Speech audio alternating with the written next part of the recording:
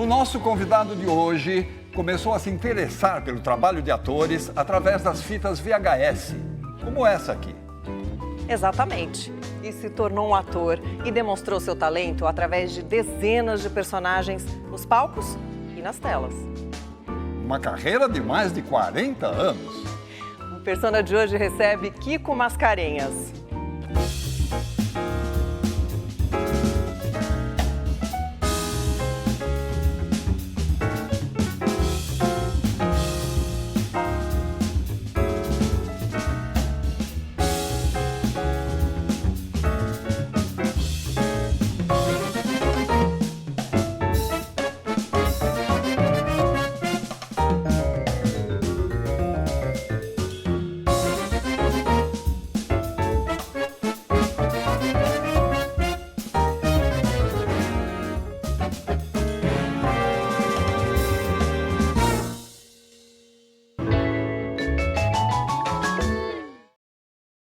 Kiko, a gente está muito feliz de te receber aqui no Persona.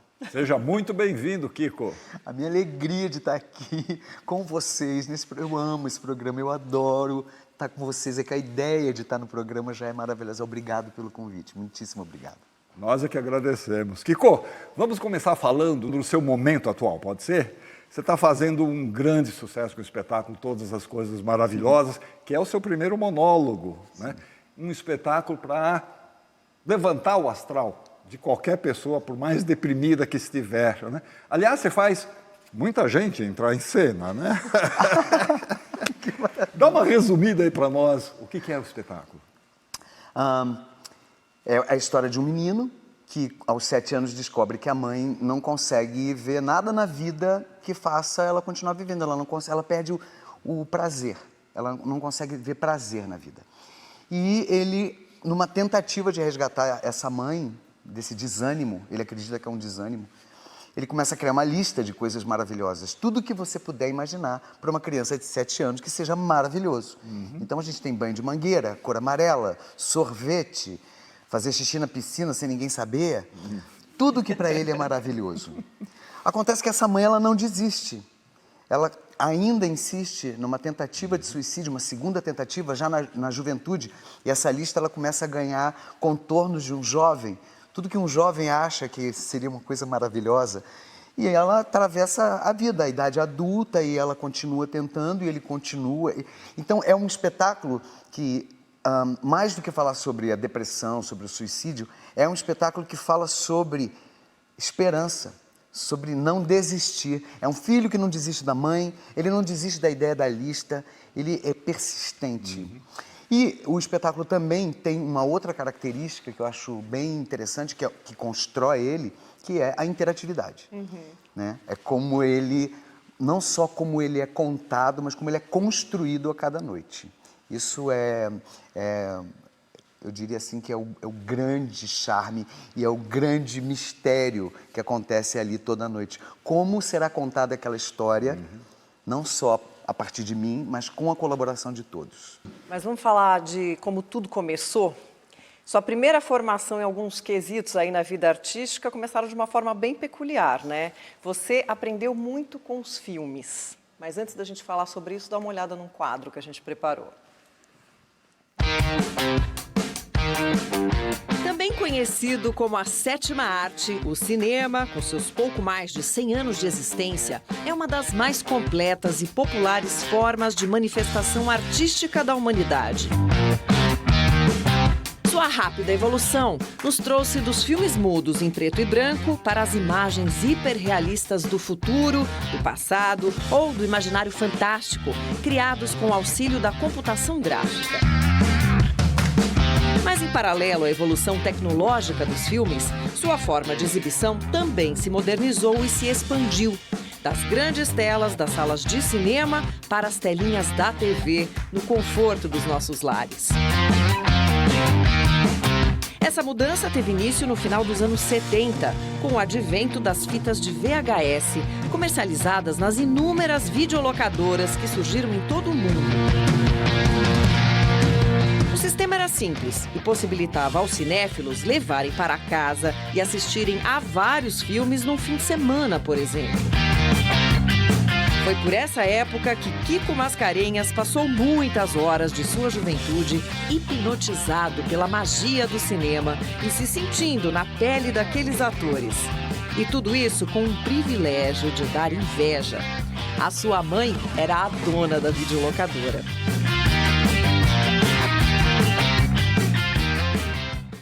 Nossa, foi um mergulho, foi um intensivão, né? Então, porque a gente tinha que checar, a gente tinha que assistir todos os filmes, porque a gente tinha que saber, primeiro, se aquela fita estava ok, estava valendo, podia ser colocada para locação. Tinha que rebobinar, às vezes. Sempre, isso sempre. Tinha multa se você não Tinha rebobinasse. multa, E aí a gente levava para casa, assim, né? Era uma tarefa dividida familiar, assim. A minha mãe levava um monte de filmes, eu levava outro monte. E eu ficava assistindo, e eu tive acesso a muitos filmes. Eu acho que eu assisti todos os filmes do cinema mudo, por exemplo, que é uma raridade. De repente eu tinha acesso àquilo ali, querendo ou não, eu tinha que assistir. E eu acabei desenvolvendo também um gosto, assim, eu descobri muita coisa do cinema. Eu descobri muitos atores, muitos diretores, muitos roteiristas que eu jamais teria acesso naquela época. E foram alguns anos fazendo isso, assim.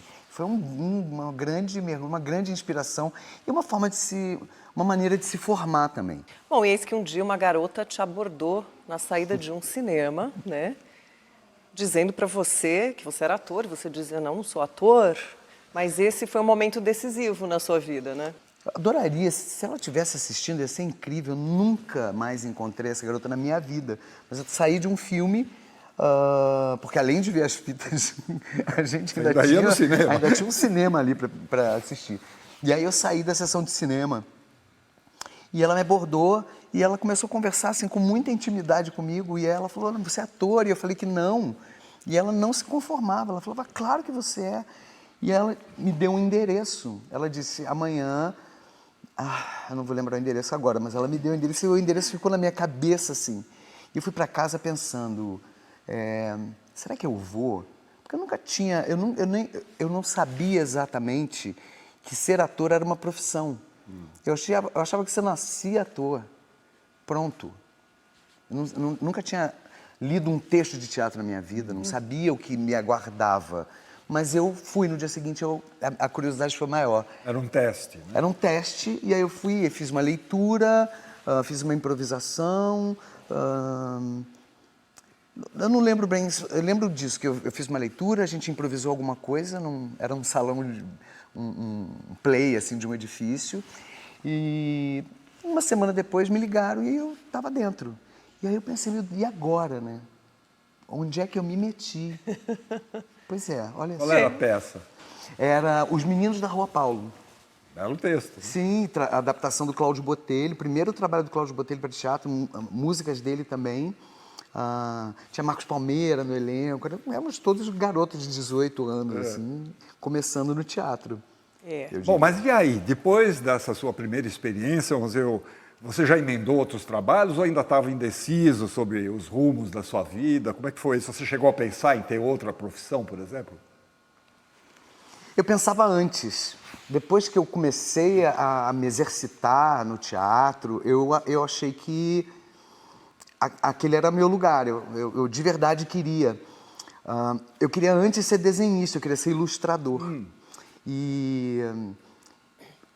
Mas eu percebi que eu acho que era uma necessidade também era a maneira de eu me expressar. A arte, ela me acompanhava de alguma forma. Então, mas o trabalho de ilustrador era muito solitário, né?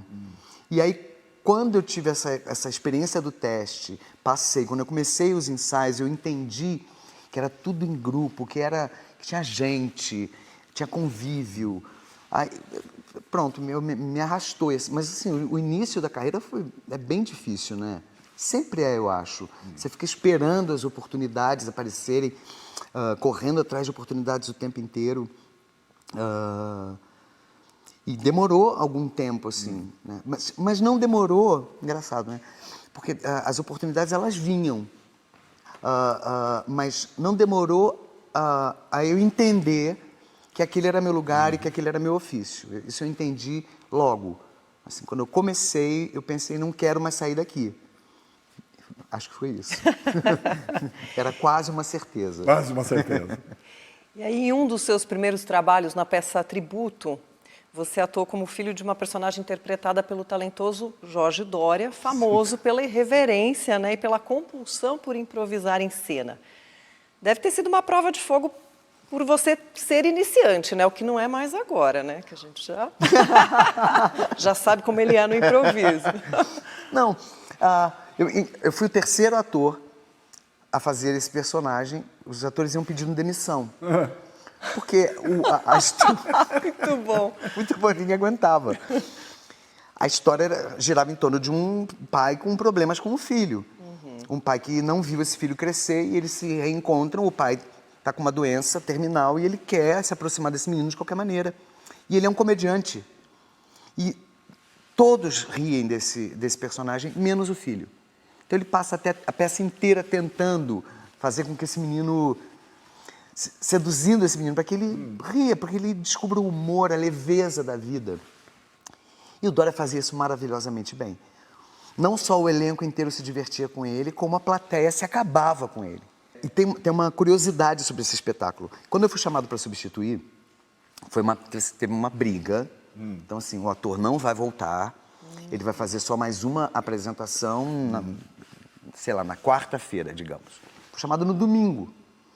Fui assistir a peça no domingo, vi o que me cabia. Jovem, né? Cabeça fresca, decorei aquele monte de texto, assim.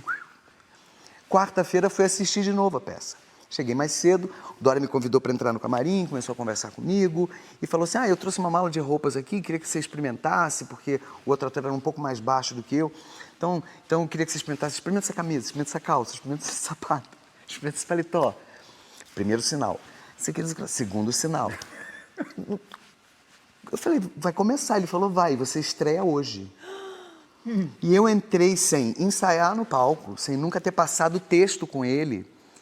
E ele falava assim, confia em mim. E foi muito lindo isso, porque ali foi uma grande lição. Eu entrava em cena e ele falava, meu filho, agora você senta. E a gente fazia a cena e ele falava, agora, meu filho, agora você sai. Eu só obedecia, que era o que me cabia. E foi uma estreia incrível. E foi assim, e ao contrário de todo mundo, das pessoas que ficavam reclamando do improviso, eu adorava, achava admirável a maneira como ele se inspirava. Tinha dia que ele estava inspirado. Então, no meio da peça, ele falava, já contei para você a história do enterro do meu amigo? E aí você falava, meu Deus, o que vem por aí? E vinha uma história dentro da história, e eu achava isso maravilhoso. E ele tentava me fazer rir de todas as maneiras. Então, a gente tinha uma cena que era um álbum de fotografias. Meu personagem era interessado por fotografia. Ele, bom, vou me aproximar do filho, vou mostrar fotos da família. Pegava o álbum da família, só que ele colocava fotos de revistas pornográficas. Então ele ficava dizendo assim pra mim, tá vendo, essa aqui é sua mãe. Olha a titia. Olha a alegria da sua avó. E eu não ria. Então isso era um grande desafio e para ele era um estímulo para ele para fazer aquelas cenas. Ele criava todo dia, ele mudava, ele alterava as fotos, ele vivia de verdade aquele momento assim de me fazer rir. Era o sonho dele. Eu não conseguiu realizar. Nós temos um recado para você de um companheiro desse início de carreira. Olha só. Mas eu estou achando chique por demais eu estar aqui para falar do meu amigo Kiko Mascarenhas. Kiko, o que é que eu vou falar de você, meu querido? São mais de, 30, 40, bafa anos de amizade, muito tempo de amizade. O Kiko, ele sempre foi referência pra gente como ator. Ele sempre foi esse talento, sempre, desde menino, sabe assim, atrás desses olhinhos azuis aí, tinham 150 mil personagens, muito talento, muita inteligência, muito carisma, muita sensibilidade. Kiko, eu estou muito feliz de estar aqui representando um de seus vários amigos, para dizer do amor que a gente sente por você, dizer que você merece todas as homenagens do mundo. A gente tem de tudo no nosso currículo, né, Kiko? Teve uma época que a gente tinha muito nome um do outro no currículo, fizemos de tudo, comédia, drama musical, até uma Paixão de Cristo a gente fez. Fizemos de tudo, né, querido? Mas olha, não dá nem para mensurar. Só dá para mensurar a saudade que eu tenho de que isso se repita, que a gente volte a colocar o nome no currículo do outro, porque eu morro de saudade de você e morro de saudade de trabalhar com você, tá bom? Um beijo no seu coração. Fica aqui minha alegria de estar representando tanta gente que tem tanto orgulho de você, que você representa toda a nossa geração, e a gente fica muito feliz. Estou aqui para dizer do amor que eu tenho de ter você no meu currículo e no meu coração. E algo me diz que é recíproco. Isso me deixa mais feliz. Um beijo. Te amo. Que maravilha. Nossa, obrigado. Marcelo Sabac. Trouxe Marcelo Sabac, que eu costumo brincar com ele, que é o nome mais frequente no meu currículo, né? Assim, é o nome que eu sempre cito. E o Marcelo, a gente trabalhou muito, a gente fez tanta coisa. O Marcelo é talentosíssimo, né? Diretor, autor, compositor, um ator excepcional, um comediante incrível. E a gente fez de tudo. Eu fiquei vendo as fotos, agora me deu vontade de rir, porque tudo preto e branco ainda. Assim, impressão ainda tosca, quase do início do século. Mas a gente é desse tempo mesmo. E a gente trabalhou muito, a gente fez muita coisa. Até Jesus eu fiz. Ele me dirigiu fazendo a Paixão de Cristo. Ele me convenceu a fazer Jesus, que eu falei, isso é uma heresia sem tamanho. Isso jamais seria perdoado. Mas foi ótimo, uma experiência incrível, assim.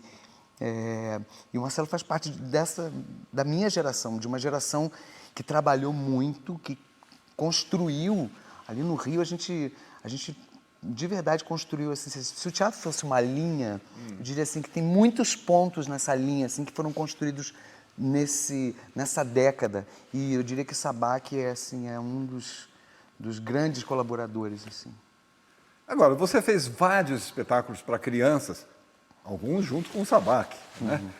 No início da sua carreira. Ganhou prêmio, inclusive, com um espetáculo infantil.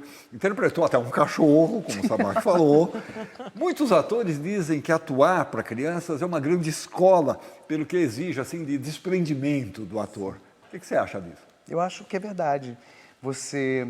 A criança ela é crítica sem filtro, né? Então, todo mundo fala isso, né? Se ela não está gostando, ela não vai ficar sentada prestando atenção. Ela vai reclamar, ela vai gritar, ela vai cantar, ela vai correr pelo teatro. E se a gente consegue criar um espetáculo que segure a atenção dessa criança... E tem uma questão sobre isso também, né? O teatro que a gente estava fazendo naquela época, o teatro infantil, naquele período, ele também estava interessado em envolver os pais. Então, tinham dois níveis ali acontecendo, né? Tinha a história para a criança e tinha as piadas, as situações para os pais se divertirem também. Porque não era nada pior do que você levar seu filho para o teatro e ficar vendo uma coisa que talvez só a criança goste, você está doido para acabar. Então, os pais também entravam. Foi um movimento importante nessa época. Muita gente fazia teatro. Todos nós fazíamos teatro, o famoso teatro infantil. Sim, alguns foram dirigidos pelo Falabella, inclusive. Sim. Eu fiz dois espetáculos com direção do Miguel. Eu fiz A Megera Domada, adaptação para criança, do Shakespeare, e fiz A Cereazinha. Eu fazia dois personagens da Cereazinha. O Miguel esteve assistindo a peça agora esse final de semana e foi ótimo poder encontrar com ele depois de tanto tempo e dizer, Miguel, 40 anos depois, obrigado, que bom, porque você estava perguntando do início da carreira, das dificuldades, então assim, teve uma hora que assim, sabe quando não vem oportunidade de lugar nenhum?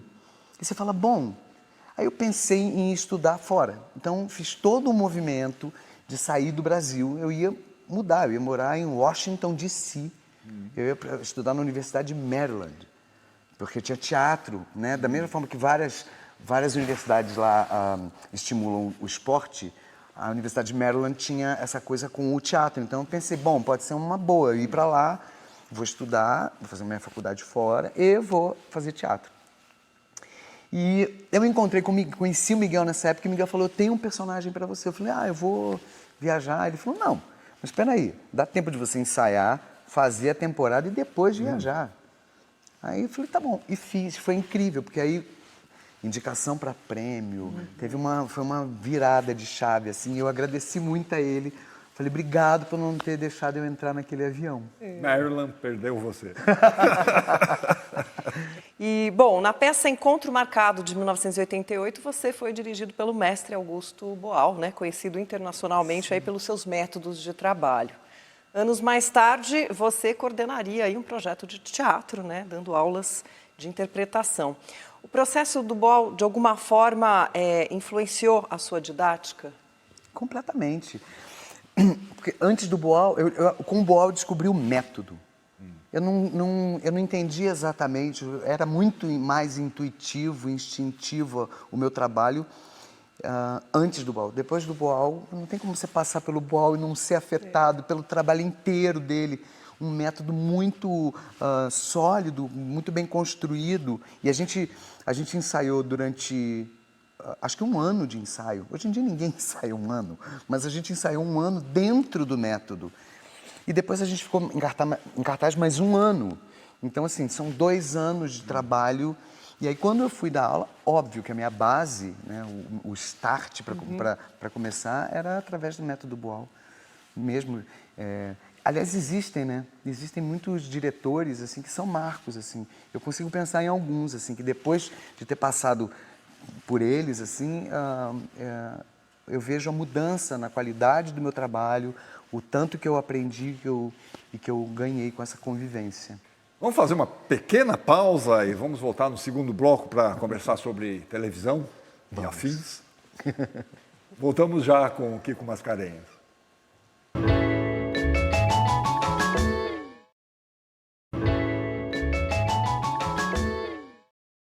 Estamos de volta para a nossa conversa com Kiko Mascarenhas. Kiko, como professor, além de dar aulas, você produziu, criou cenários, adaptou textos, dirigiu vários projetos, espetáculos, na verdade, no projeto Drama Clube da Cultura Inglesa do Rio de Janeiro. Esse trabalho, onde você era responsável por tantas áreas criativas do teatro, de alguma forma moldou o produtor que você é hoje?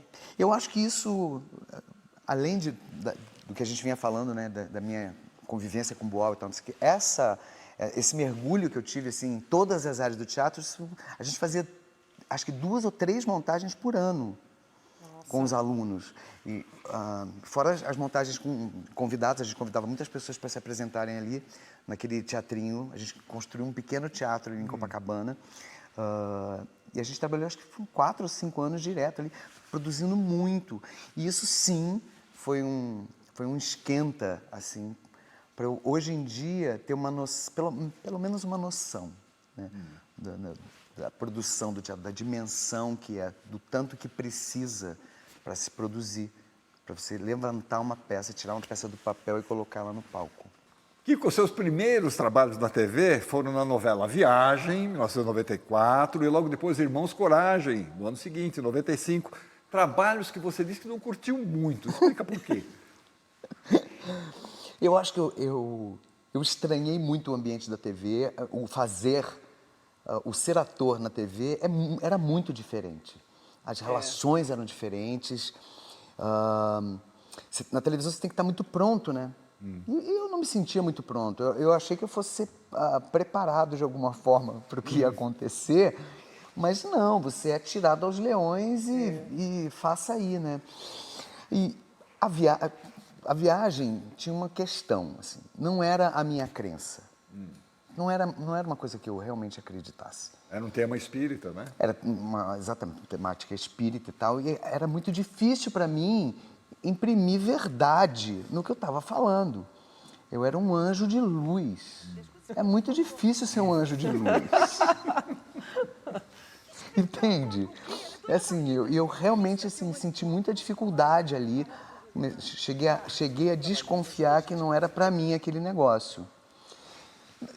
A minha segunda experiência foi o Irmãos Coragem, que também tinha um outro grau de dificuldade, que assim, o personagem ele atirava, então usava armas,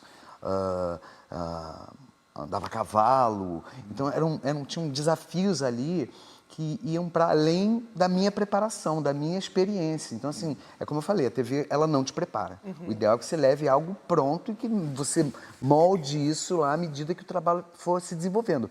Mas você sem experiência nenhuma, as primeiras experiências sendo assim tão desafiadoras, para mim me parecia bem difícil. Isso chegou em algum momento a te desanimar até sobre a televisão ou não? Desanimar não, mas não me animou. Eu cheguei no desânimo, mas eu não criei um ânimo. Assim, eu fiquei tipo, pra mim, ok, se eu não fizesse mais. E eu continuei fazendo teatro normalmente. E as oportunidades na TV depois dessas duas novelas, elas foram muito, muito menores e eu de verdade aproveitei mais. Ao invés de fazer uma novela inteira, um ano de gravação e tal, não sei o quê, eu entrava, fazia participações pontuais e acho que aí sim se deu a minha formação diante da câmera. Aos poucos, podendo ter mais tempo para observar. Eu estava brincando agora dizendo que que eu não sei exatamente onde é que estão as câmeras. Olá, boa noite, que bom, tudo bem? Mas é verdade. Até hoje ainda chego num set e eu preciso me situar, me entender onde é que tá, quem está onde. Porque senão, para mim, fecha aqui. A cena ela acontece aqui entre a gente. Eu esqueço de verdade que a gente está sendo amparado tecnicamente. Bom, a gente tem mais uma mensagem para você. De quem será? Trabalhar com Kiko, gente, é um parque de diversões. É você ganhar bilhete para brincar e ser feliz. A gente se conhecia antes de Éramos Seis, só de ser plateia do teatro um do outro. A gente se cumprimentava quando se encontrava, mas não tínhamos nenhuma intimidade, assim. E a gente se entendeu logo de cara no Éramos Seis, porque o Kiko é um ator muito generoso, sabe tudo de comédia, em todas as suas manifestações, né? Porque em Éramos Seis a gente fazia uma comédia mais sóbria, digamos assim, que existe essa categoria. E aí era um parceiraço assim em cena. A gente ainda, na maioria das vezes, voltava do estúdio juntos, uma longa trajetória lá de Curicica até aqui a Zona Sul, e a gente vinha conversando, falando da vida. Ficamos amigos e quero para sempre. Assim, um dos melhores parceiros de cena com quem eu já trabalhei. Te amo, Kikito. Beijo. Que maravilha. Gente, Kelsey Carr, que atriz maravilhosa. Eu tive eu fui apresentado a Kelsey pelo teatro. O teatro que me apresentou esse talento. Como ela é talentosa, que figura e que pessoa maravilhosa. A gente teve cenas, assim, muito emocionais, assim, e a gente teve essa brincadeira. A gente brincava muito de fazer um casal muito apaixonado. E é muito impressionante isso, né? Porque a gente teve um primeiro momento, assim, a gente só se falava no final dos espetáculos, parabéns, um elogiava o outro, mas a gente nunca tinha sentado nem para um chopp. E primeiro momento que a gente teve juntos, assim, surgiu uma intimidade. E é tão bom quando acontece isso. Isso não é... Eu tenho essa história para contar com outros parceiros de cena também. Mas com ela foi tão bacana, assim, foi uma experiência... Kelsey... Muito bom. Bom, no seriado Tapas e Beijos, você ia interpretar o Exu e acabou interpretando um herê, né? E aí, o tempo que você teve aí de construir e desconstruir os personagens foi mínimo, né? Porque você foi avisado, assim, em cima da hora. 2 minutos? Tipo isso. Algo em torno de 2 minutos. Estava tudo combinado, assim, e foi isso. Foi uma...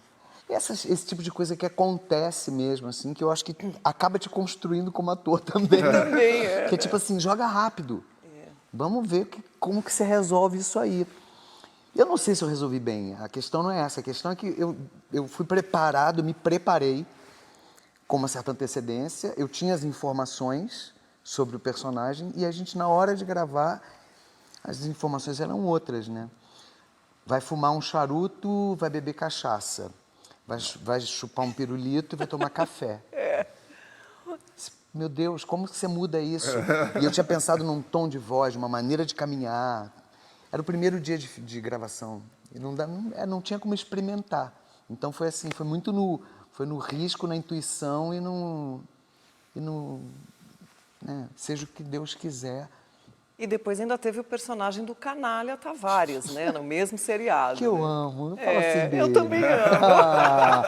Eu gosto dele. Quem não ama? Mas é incrível, ele é um canalha, é o canalha que todo mundo ama. É impressionante. É um mau caráter que as pessoas adoram, as pessoas perdoam. Inclusive, eu costumo dizer isso, que os personagens da série também perdoam ele, né? Porque ele apronta com todo mundo e no episódio seguinte ele está sentado na mesa tomando uma cerveja. Eu falando, não entendo. Ele acabou de processar o fulano, ele acabou de dar um golpe, não sei quem, e no dia seguinte ele está sentado comendo um sanduíche, batendo papo com todo mundo. É muito bom aquilo. Eu contabilizei na época quantas vezes ele foi atropelado, quantas vezes ele caiu da janela, quantos tapas ele levou, assim, ele explodiu. Uma vez ele explodiu o Tavares. Eu falei, cara, você quer matar ele? Mata logo. Ele tentava de todas as maneiras punir o Tavares. Era muito bom aquilo. Agora, essa coisa de pular de um personagem para outro, você fez São Judas Tadeu, você fez o Duende. Fiz. Dentro do próprio programa, né? É verdade. Fiz o... Quando o Santo Antônio quebram, né? No episódio quebram o Santo Antônio e colocam o São Judas Tadeu no lugar. E lá vem eu de São Judas Tadeu, né? O santo das causas impossíveis. Muito bom aquilo. Você fez comédias também no cinema, né? Na trilogia Até que a Sorte Nos Separe, você também interpretou aí, né, o contador, que era responsável pelas finanças do novo milionário, que era interpretado pelo Leandro Hassum. Sim. Mas você também atuou em dramas, né? Como Meu Nome Não É Johnny, onde você faz o papel de um psicanalista viciado em cocaína, né? Enfim, dentre outros. Você tem um processo de criação diferente para o drama, para a comédia? Assim, como é que você começa a pensar num personagem? Eu diria que meu processo de criação é sempre assim, é tentar buscar a verdade daquele personagem e acreditar nele. De verdade, quando eu não acredito no personagem, para mim é muito difícil. Agora, no Meu Nome Não É Johnny, você fez o quê? 3, 4 cenas? E é um personagem muito marcante, né? Sim. Isso é muito... como é bom isso, né? As pessoas, eu fico vendo, assim, eu acho que tem muitos atores que se preocupam muito com o tamanho do personagem. Se é protagonista, se é coadjuvante, que tamanho é essa coadjuvância e tal. Eu nunca me preocupei com isso. Mas nunca. Nunca. Pouco importava se era uma cena, se eram 30 cenas. Eu sabia identificar se era uma cena boa. O personagem se revela em 3 cenas, ele não precisa mais do que isso. Você não precisa ficar horas numa tela, né? Quando eu li, eu falei, nossa, que golaço vai ser. E foi. Agora, você atuou num projeto instigante, que foi o A Falta Que Nos Move, uma peça que depois virou filme e foi feito num plano sequência, vamos dizer assim, Sim. de 13 horas de duração. Começou, 13 horas gravando direto, sem interrupções. Como é que foi isso, projeto? A Falta Que Nos Move começa no teatro, né? Começa então no a gente teatro. nós fizemos, acho que 5 anos de temporada, viajando pelo Brasil, fazendo no Rio, apresentamos na Europa, apresentamos na Áustria, na Alemanha. Era uma peça, assim, interativa. Então, era um primeiro momento, eu já estava ali me exercitando nessa interatividade, nessa falta de quarta parede com a plateia. E aí decidimos adaptar para o cinema. Então foi um trabalhão, a gente ficou ali, porque a peça, ela toda, a base da peça, toda no improviso. A gente de verdade não tinha um texto preciso, a gente tinha temas, né, como se fossem ilhas. Então eu começo falando de sexo, o próximo assunto é política, o próximo assunto é política financeira, o outro é família. Então, assim, a gente tinha os temas e a gente sabia que o tempo da peça. E a gente trabalhava ali. O que acontecia em 1h30 de peça, a gente começou a trabalhar ao longo dos improvisos e perceber que a gente ia precisar de muito mais tempo no audiovisual para atingir aqueles pontos da peça. Então, a gente ensaiou, foram muitos meses de ensaio, muitas horas diárias. Assim, a gente ensaiava de segunda a segunda durante meses. E aí a gente fez isso, eram 3 ou 4 câmeras, eu não lembro, acho que eram 4 câmeras. E valendo. Então, e era isso, a gente improvisando. No final, é claro que a Cristiana, a que já está aí, é claro que ela editou e a gente tem um filme de, sei lá, 1h40, vai? Mas a gente tem um material bruto de 13 horas. Em sequência. É em sequência. Foi uma experiência, de verdade, foi inesquecível. Além do que, a gente trabalhava dentro dessa proposta, tinha uma coisa que a gente chamava progressão. Tanto dos relacionamentos, quanto do estado de consciência. Então, a gente ia bebendo muito. Muito. Mas na peça a gente bebia 1h40. A gente bebeu 13 horas. Gente, que loucura! Então, no fim, foi muito legal descobrir como terminava o filme quando eu assisti. Muito bom! Eu não lembrava mais. Porque depois de 13 horas, assim, você fala, meu Deus, Sensacional. quanto que a gente bebeu, né? Né? Muito bem. No próximo bloco, vamos falar sobre Uganda e Tarcísio Meira. Pode ser? Claro. Voltamos já com Kiko Mascarenhas.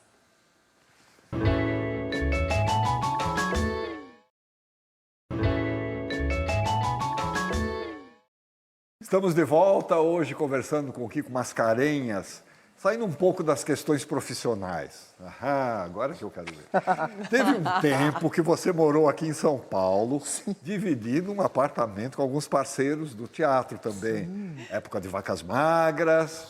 Então vocês organizavam festas para ganhar algum dinheiro. Chegaram a fazer uma festa para 800 pessoas, segundo dizem, num apartamento. Como é que foi essa história?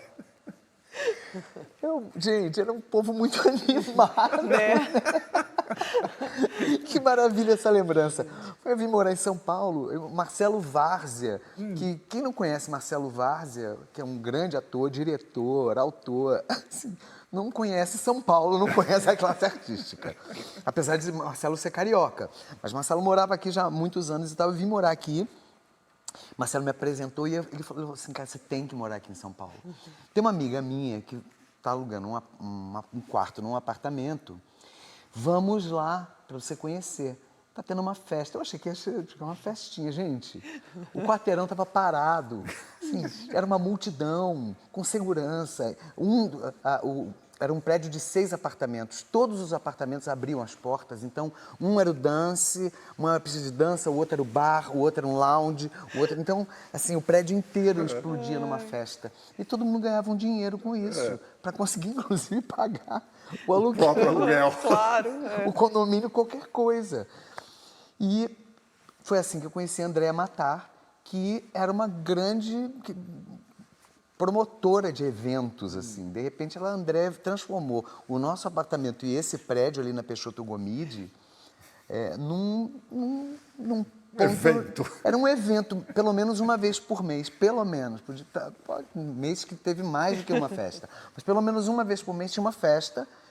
E era isso, eram 800 pessoas, 1000 pessoas entrando e saindo a noite inteira. E numa época que isso era possível, inclusive, né? Mas eu lembro dos vizinhos em frente fazendo sinais pra gente. E eu pensava assim, meu Deus, os vizinhos querem matar a gente. Não, eles queriam saber se eles podiam ir. E aí eles balançavam uma garrafa de vinho, atravessavam a rua e entravam no prédio. Que momento maravilhoso. Um aperto, uma dificuldade assim, incrível de pagar contas e sobreviver em São Paulo. Estava chegando. E aí teve esses episódios, assim, realismo fantástico. Realismo fantástico. Muito bom. Você e o Lázaro Ramos atuaram juntos na série Mr. Brown e resolveram também produzir a peça O Jornal The Rolling Stone, que ao contrário do que parece, não é um musical, né? Mas sim, é uma peça que é baseada num fato real. Fala um pouco sobre isso. Esse texto, o Diego Tesa, que é um grande parceiro com quem eu trabalho, é um grande pesquisador de dramaturgia, tradutor, adaptador. E ele apresentou um dia esse texto, traduziu, e ele falou, olha que beleza esse texto, é um texto lindo e violentíssimo, falando da homofobia em Uganda. E de um fato que aconteceu real. Existia um jornal chamado The Rolling Stone, e ser homossexual em Uganda era crime, punido com prisão ou pena de morte. E quando isso começa a acontecer, esse jornal começa a publicar fotos de pessoas LGBT na primeira página do jornal, para que a população faça justiça, né? Saía escrito enforque-os. Sim. Olha, existem situações, a gente começou a ler sobre isso, e eram situações porque tinha o crime de associação, né? Então, se você é gay e eu sei que você é gay, se eu não denunciar você, eu sou seu cúmplice. Então, também vou cumprir. Então, Gente, que famílias absurdo. inteiras entregando os filhos. A gente leu uma notícia na época de um pai que decapitou o filho e levou a cabeça para a delegacia porque ele não queria que a família pagasse por aquilo. Era uma coisa muito violenta. Então, o Diego, quando apresentou esse texto, assim, é a história de... né, são dois rapazes que se conhecem em Uganda e se apaixonam. E como que eles vão viver esse amor? Então, a gente tem que planejar. E lá pelas tantas, eles tiram uma foto no celular. E esse celular é roubado. Então, eles não sabem se essa foto vai aparecer no jornal, se isso vai vazar ou não vai vazar. Aquilo que era uma grande história de amor começa a virar um grande pesadelo. E aí mostrei isso para Lázaro. E Lázaro se interessou, porque era um elenco majoritariamente preto. Ótimos personagens. Era uma ótima oportunidade da gente juntar ali assim, duas questões. Sim. A questão, a gente resolver, a gente não colocar o negro falando do racismo. A gente estava tratando de um outro assunto, mas era contado pelos pretos. Isso foi um casamento lindo. Foi muito potente esse espetáculo. Tanto o processo quanto a temporada, assim. Foi muito impactante. As pessoas não acreditavam que aquilo podia ser verdade. E a gente está vivendo isso de novo. De novo, Uganda aprovou a lei. De novo, voltou. Porque quando a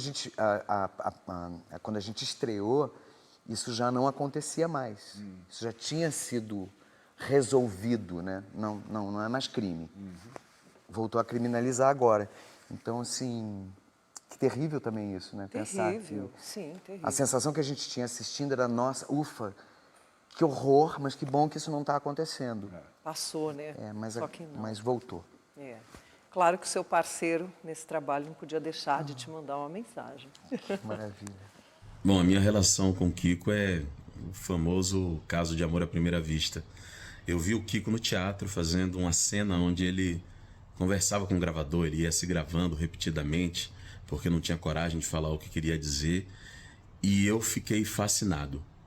Depois disso, a gente teve a oportunidade de trabalhar no Mr. Brau, e aí eu vi a inteligência cênica dele. É um ator que é muito especial. Ele sabe exatamente que nota colocar para tocar a melhor música.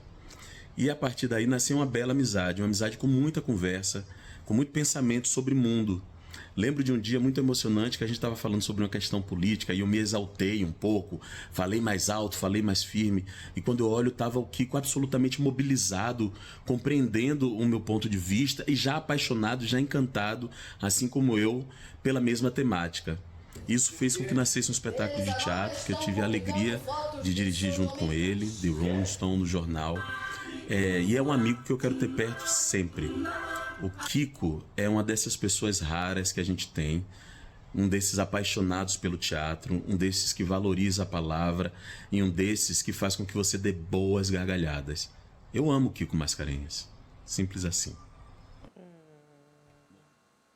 Também te amo, Lazinho. Que maravilha. Então, desses encontros que a gente não tem como explicar, a gente já de cara... a gente já se amou. O mesmo aconteceu com Thaís, que também... O Lázaro e Thaís, eles têm essa coisa acolhedora, né? Agora, você produziu e atuou no belíssimo espetáculo Camareiro, do Ronald Harwood. E para colocá-lo em cena, você convidou o Tarcísio Meira, que estava há muitos anos sem fazer teatro. Mas antes de falarmos sobre isso, nós fizemos um quadro sobre o Tarcisão. Tarcísio Meira nasceu numa família ligada a figuras históricas, como Tiradentes e o cientista Vital Brasil. Seu envolvimento com a arte começou no teatro, em 1957, com a peça A Hora Marcada. Mas seria na TV que ele ganharia enorme destaque, atuando nos teleteatros da TV Tupi. Em 1961, contracenou com Glória Menezes na peça Uma Pires Camargo. E um ano depois, eles se casariam para formar um dos casais mais amados do país. O talento e a postura imponente de Tarcísio Meira o levaram a ser o galã da primeira novela diária do país, 25499 Ocupado, na TV Excelsior, em 1963. Na televisão, Tarcísio interpretou mais de uma centena de personagens, em boa parte deles contracenando com Glória Menezes. E no cinema teve atuações marcantes, como no filme Independência ou Morte, em que ele interpretava Dom Pedro I. Sua intensa atividade nas telas o levaram a se afastar por longos períodos do teatro, até que em 2015 ele voltou a brilhar nos palcos, na peça O Camareiro, dirigida por Ulisses Cruz, sua última e inesquecível atuação.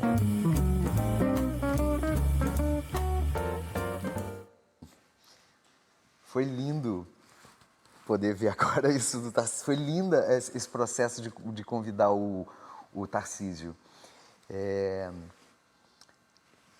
Uma figura bonita e imponente, era o que a gente precisava para fazer o Sir da peça. Eu convidei o Ulisses para dirigir, por motivos óbvios, né? Porque quando eu pensava que era uma peça de uma companhia shakespeariana, eu imediatamente pensei no Ulisses, né? Que é o cara que trouxe o Globe aqui para o Brasil, enfim, por todo o envolvimento dele. E a gente pensava no Tarcísio desde o início, e o Ulisses fez o convite. E eu lembro até hoje, o dia que a primeira vez que nós fomos na casa do Tarcísio, eu lembro de duas coisas assim que me marcaram. Ele sentado no sofá e ao lado dele uma foto dele jovem, e eu ficava vendo ele jovem, e ele aos 80, quase 80 anos, ali, ver o tempo impresso ali na nossa frente. E ele perguntando pra gente por que é que nós estávamos convidando ele. Como assim? Né? Como assim? Você é o Tarcísio Meira. E ele era aquele personagem parece que tinha sido cunhado para ele, é impressionante. E você proporcionou a ele uma retirada de cena gloriosa. A peça foi um grande sucesso. Sim. Ele comemorou os 80 anos dele em cena, foi lindo. Vamos dar uma salva de palmas para o Tarcísio. Muito. Maravilhoso. É comovente. Eu quase fui às lágrimas, porque eu também sou desses. Eu sou do choro. Você é chorão? E eu tô super segurando a minha onda aqui. Pode chorar. Não sei. Vou pensar. Então, para você não chorar, nós trouxemos mais um depoimento aí sobre um dos seus últimos trabalhos na televisão. Bom, vim falar desse meu amigo que com certeza foi um grande encontro nessa vida, que é o Kiko Mascarenhas. Eu sempre fui fã do Kiko, fiquei apaixonada pelo trabalho dele quando eu assisti O Camareiro. E quando eu soube que o Kiko seria meu parceiro de cena, eu fiquei muito feliz. Imediatamente eu mandei uma mensagem para ele, mas eu não imaginava que a nossa conexão ia ser tão grande. 2 leoninos em cena, criativos, caricatos, a gente criou muita coisa. Cara e Coragem, Bob Wright e Jéssica, ou Duarte e Jéssica, né? Foi uma parceria de muito sucesso, tomou uma proporção muito maior do que a gente esperava, mas eu acredito muito nisso, né? Eu acho que quando tem uma conexão muito forte nos bastidores, ela transcende as telas e ela chega no coração de cada um que está assistindo. Eu acho que a nossa parceria é exatamente isso. A gente se amou desde o primeiro momento que a gente se conheceu, a gente amou trabalhar juntos e esse amor se estendeu nos nossos personagens. Então, amigo, Amo você, um beijo, eu sou sua fã, muito obrigada por ter me ensinado tanto, por ter somado tanto na minha caminhada, e eu espero que esse tenha sido o primeiro de muitos trabalhos que nós ainda vamos fazer juntos. Te amo, beijo. Na pista,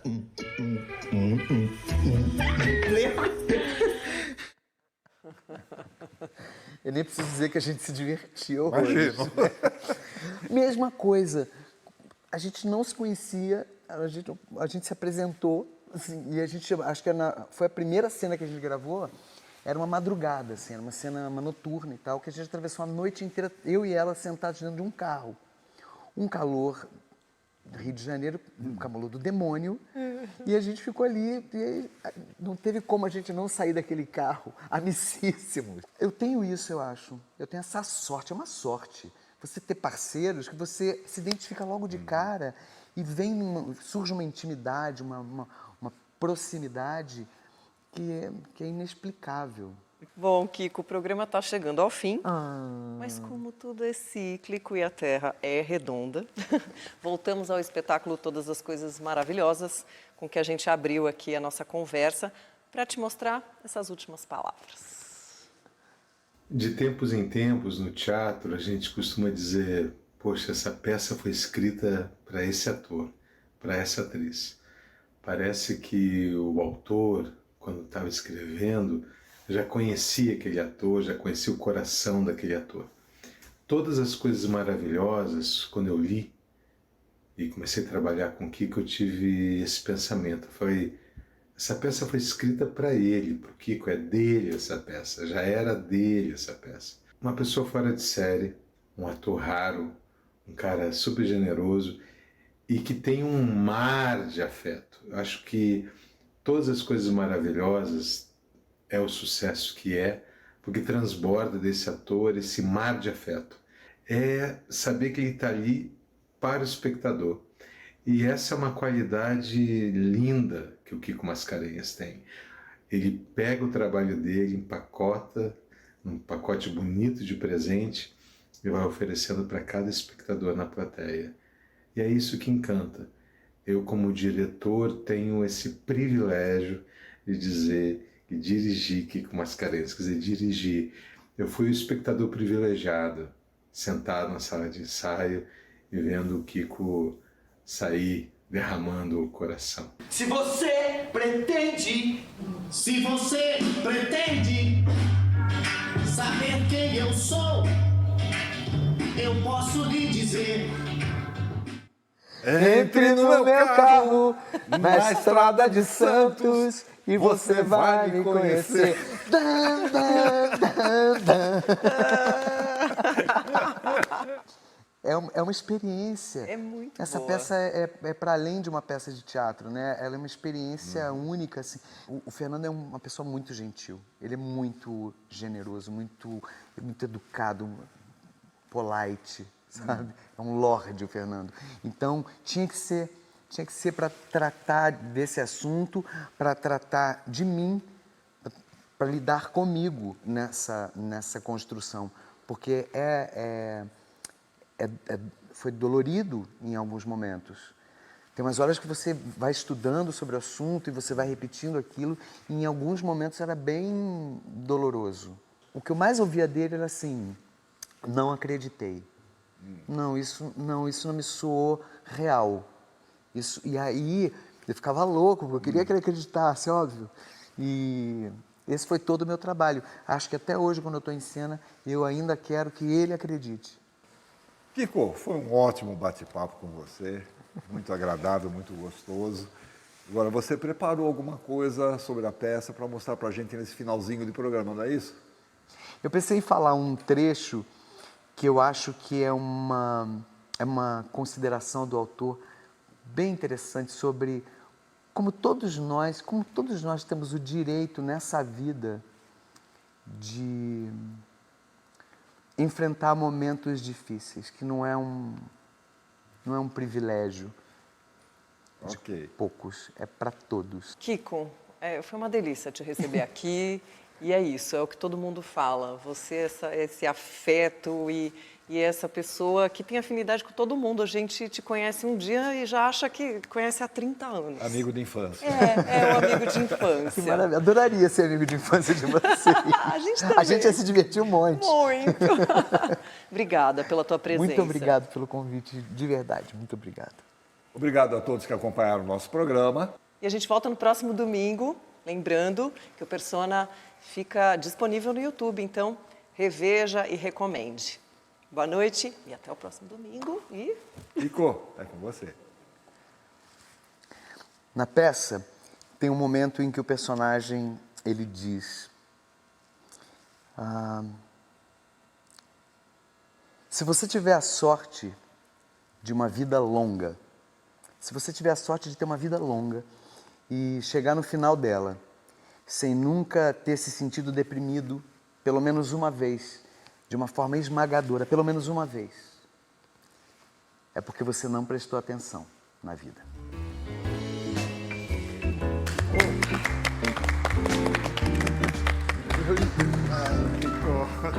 Que tarde maravilhosa.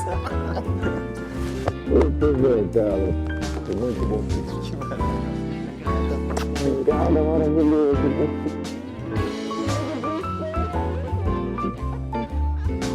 Desde ontem!